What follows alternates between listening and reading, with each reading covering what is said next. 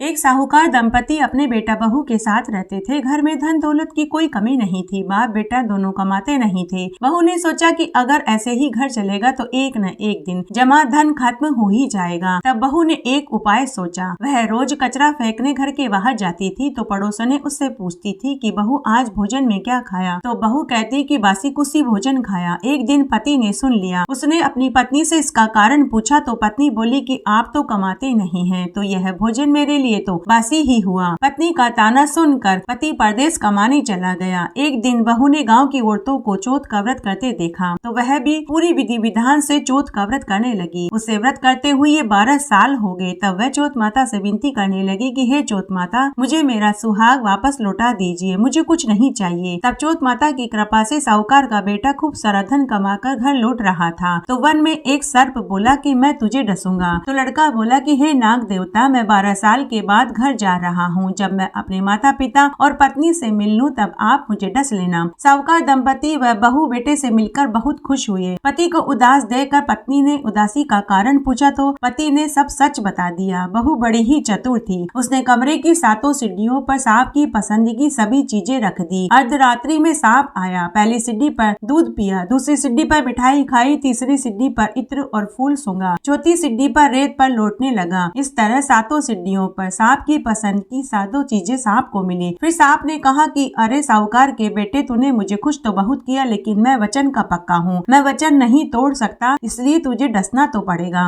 तभी चौथ माता व गणेश जी तलवार और ढाल बनकर आए और सांप को मारकर अंतर्ध्यान हो गए। पति पलंग पर पड़ा पड़ा यह सबको देख रहा था। सुबह माता पिता बेटा बहू को जगाने उनके कमरे में गए तो खून बिखरा देख कर वे रोने चिल्लाने लगे। आवाज सुनकर बेटा बहू जाग गए। फिर बेटे ने पूछा कि मेरी दीर्घ आयु के लिए चौथ का व्रत कौन करता था। तो माँ ने इनकार कर दिया, लेकिन बहू ने कहा कि मैं करती थी। सास ने कहा कि बहू तूने कब किया, मैं तो रोज तुझे 4 वक्त का भोजन खाने को देती थी। तो बहू ने कहा कि सासू माँ, व्रत वाले दिन सुबह का भोजन मैंने गाय को दिया, दोपहर का भोजन ब्राह्मणी को दिया, शाम का भोजन पनिहारिन को दिया और रात्रि का भोजन जमीन में खड्डा खोद कर गाड़ दिया। तब गाय से पूछा गया तो उसके मुँह से फेफ के फूल झड़ने लगे। ब्राह्मणी और पनिहारिन से पूछा तो उन्होंने कहा कि आपकी बहू ने चौथ के व्रत के दिन हमें भोजन खाने को दिया था। जमीन खोद कर देखा गया तो वहाँ सोने चांदी के सिक्के मिले। सास ससुर बहू के पांव पड़ने लगे और बोले कि बहू तुम तो बड़ भागी हो, तुम्हारी वजह से आज हमारा बेटा जीवित है। उसके बाद सास भी बहू के साथ